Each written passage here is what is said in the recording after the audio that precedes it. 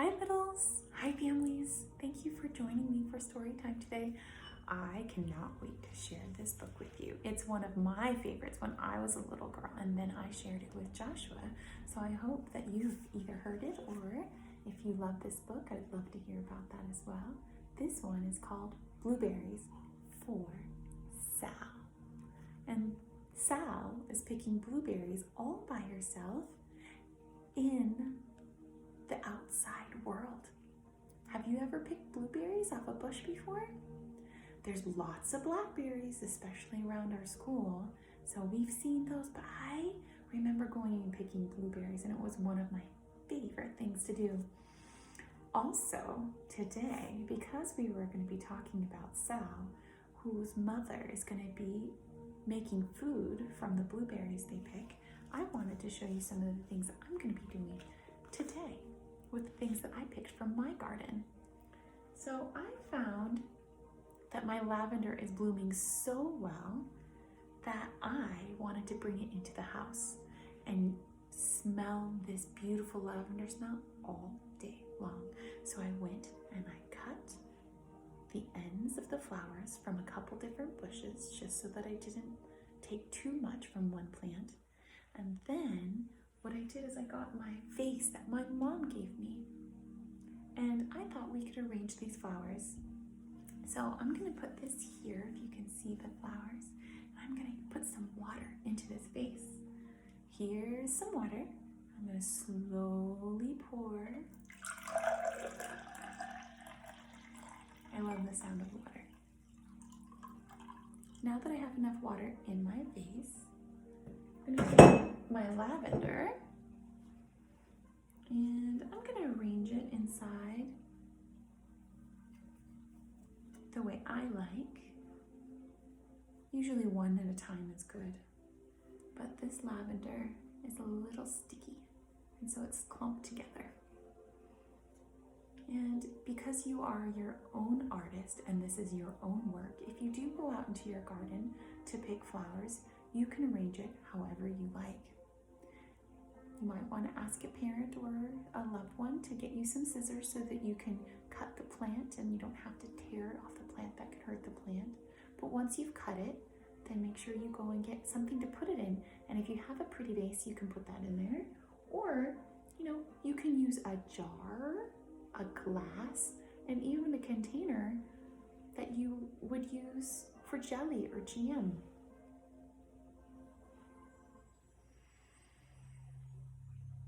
This smells beautiful. Lavender is one of my favorite scents. If you have lavender growing in your yard, I encourage you to go and bring some into your house so you can have this lovely smell. We're going to put these right over here. And then also, I was given a gift of something that was growing in someone else's yard. A huge bag of lemons. And look, all of them didn't fit in this big bowl, but look how beautiful these lemons are. I treasure lemons, and there's so many things you can do with them. You can bake with them and cook with them. You can preserve them. Even in the wintertime, you can have them as ornaments if you really wanted to, if you had dried them in a dehydrator. But this is a lovely example of friendship and love when someone gives you something from their garden. And this bowl actually happens to be a gift from a dear friend also a long time ago. So I have these lemons placed in a bowl. Both items were given to me, and I will be putting them on my table. So when I pass by that table every single day, I will see the love and kindness that many someones have given to me. So I'm very happy about these lemons. And so then I was thinking, what am I going to make with these lemons? And on my bookshelf, I found my lemon book. So then I went through this lemon book and I thought, there's tons of recipes. What shall I make? And I came upon a recipe for lemon curd. So today I will be making jars of lemon curd. Some for the people who gave me the beautiful lemons, and some for Joshua so that he can have it on toast or in ice cream or in yogurt. And lemon curd is just lemon juice, with a lot of sugar and some egg yolks and maybe a little bit of butter. So let's go ahead and start reading our book. And this book, Blueberries for Sal, was written by Robert McCloskey. Robert McCloskey is the same author who wrote the beautiful book Make Way for Ducklings that we read not too long ago. So let's get started with our story. Now here we have a scene of Sal and her mother. There's her mother, and she's pouring in her blueberries into a jar very similar to the one that I have here. And she is preserving those blueberries so that they can eat them all year round.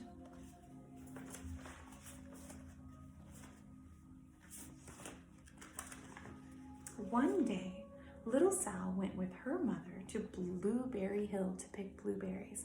Little Sal brought along her small tin pail, and her mother brought her large tin pail to put blueberries in.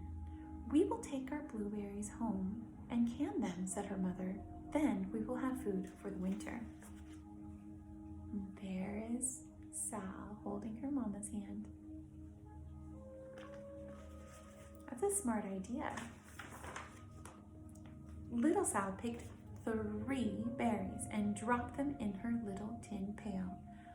Ka-plink, ka-plank, ka-plunk.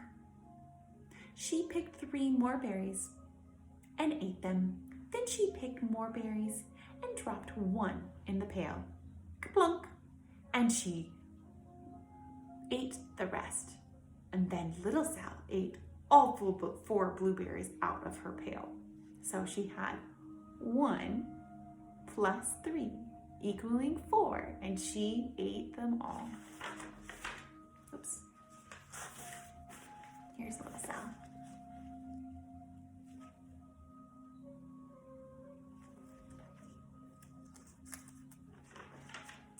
Her mother walked slowly through the bushes, picking blueberries as she went and putting them in her pail. Little Sal struggled along behind, picking blueberries and eating every single one.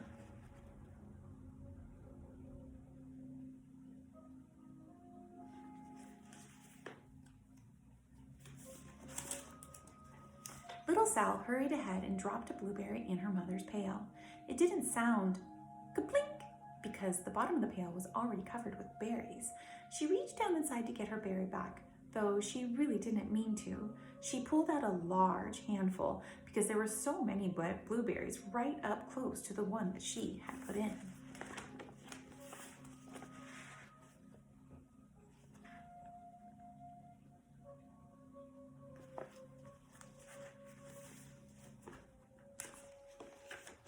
Her mother stopped picking and said, "Now, Sal, you run along and pick your own berries. Mother wants to take her berries home and can them for next winter."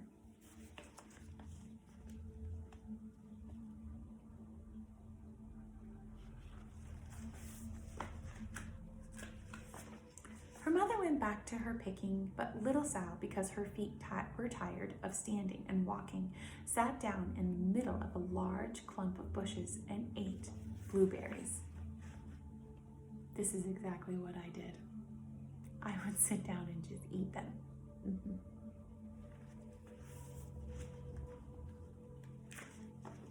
On the other side of Blueberry Hill, Little Bear came with his mother to eat blueberries. "Little Bear," she said, "eat lots of berries and grow big and fat. We must store up food for the long, cold winter." There's Little Bear.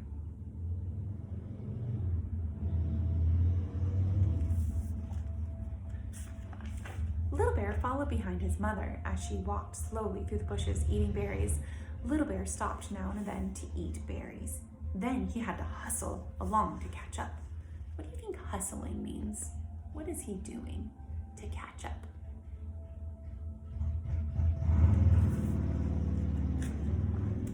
Because his feet were tired of hustling, he picked out a large clump of bushes and sat down right in the middle and ate blueberries.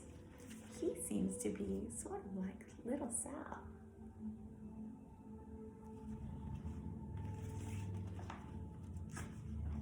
Over on the other side of the hill, little Sal ate all the berries she could reach from where she was sitting. Then she started out to find her mother. There she is. She's going to walk along.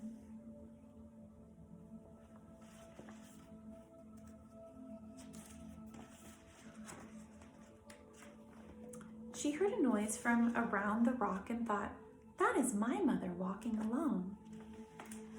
There she is, looking and thinking, what's on the other side?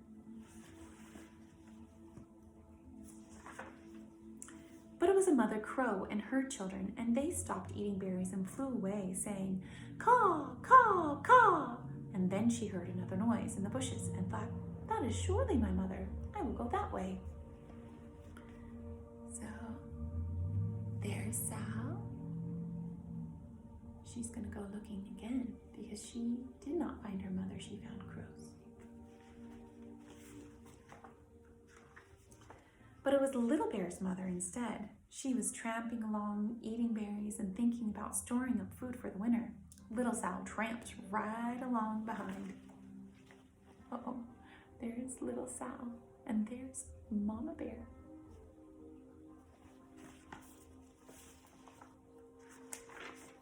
By this time, Little Bear had eaten all the berries he could reach without moving from his clump of bushes. Then he hustled off to catch up with his mother. He hunted and hunted, but his mother was nowhere to be seen. He heard a noise from over the stump and thought, that is my mother walking along. So here he is. Gonna go up and look over the stump.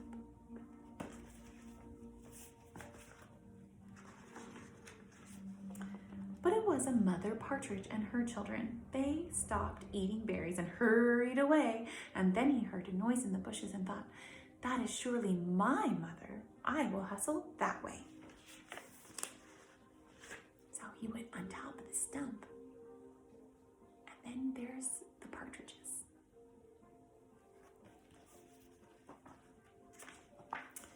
But it was Little Sal's mother instead. She was walking along, picking berries, thinking about canning them for next winter, and Little Bear hustled right along behind. There's Little Bear, and that's Sal's mom.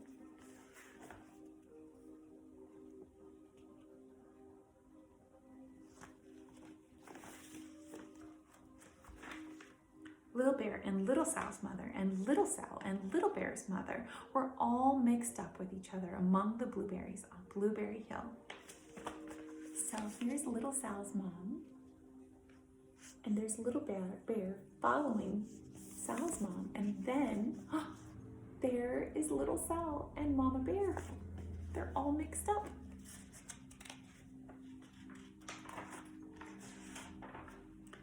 Little Bear's mother heard Sal walking along and thought it was Little Bear, and she said, Little Bear, munch, munch.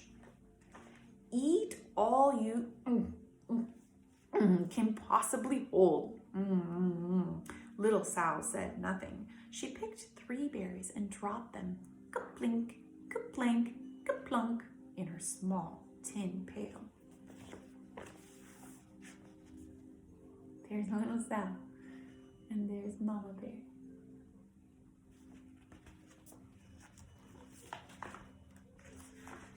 Little Bear's mother turned around to see what on earth could make a noise like plunk.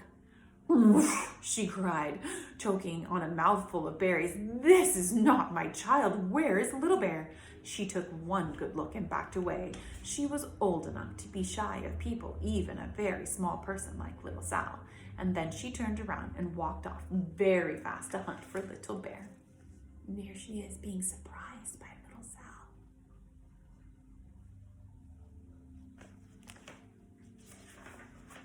Little Sal's mother heard Little Bear tramping along behind and thought it was Little Sal. She kept right on picking and thinking about canning blueberries for next winter.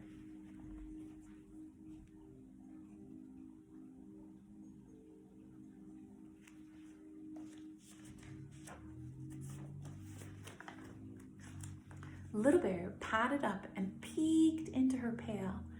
Of course, he only wanted to taste a few of what he was inside, but there were so many and they were so close together that he tasted a tremendous mouthful by mistake. "Now, Sal," said little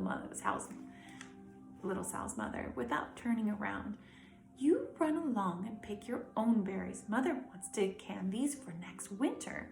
Little Bear tasted another tremendous mouthful and almost spilled the entire pail. Look at his little head stuck in the pail. He's munching all the blueberries. Little Sal's mother turned around and gasped, "My goodness, you are not Little Sal. Where, oh, where is my child?" Little Bear just sat munching and swallowing and licking his lips. Little Sal's mother slowly backed away. She was old enough to be shy of bears, even very small bears like Little Bear. Then she turned and walked away quickly to look for Little Sal.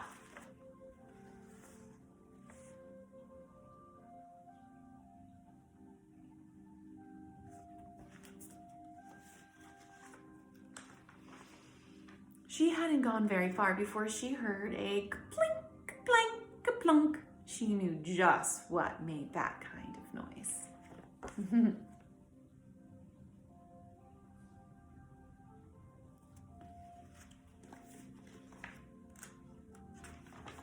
Little Bear's mother had not hunted very long before she heard a hustling sound that stopped now and then to munch and swallow. She knew just what made that kind of noise.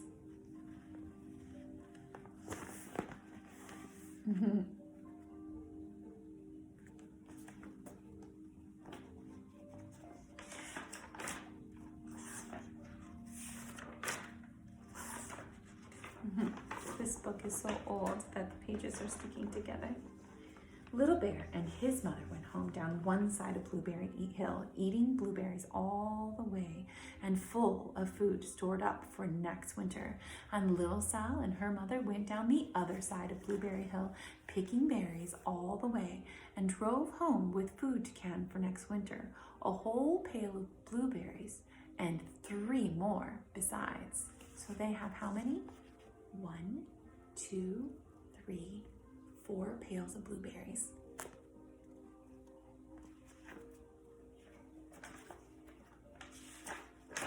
And then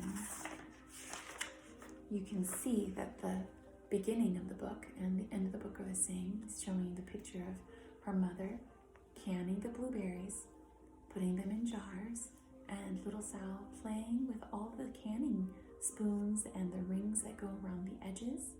And you can see their kitchen. And this book was made a long time ago, but they have a stove here that is made to have wood inside so that it can heat the things that are on the top. A wood burning stove. I love looking at this picture and all the things in it. The plant on the windowsill, the things on the table, the curtains on the windows, the things in her cupboard. If you have a chance to get this book or have it at home, I invite you to look and see the beautiful things that are in this picture book, because all of the illustrations, the drawings that Mr. McCloskey has done are absolutely exquisite. Thank you so much for joining me for story time today. And just like Little Sal's mother is putting things away for winter, I'm going to be preserving some of the lemons that we have been gifted today. I hope you enjoy the rest of your day and find something that makes you happy. Thank you so much, everyone, for joining me. Have a great day.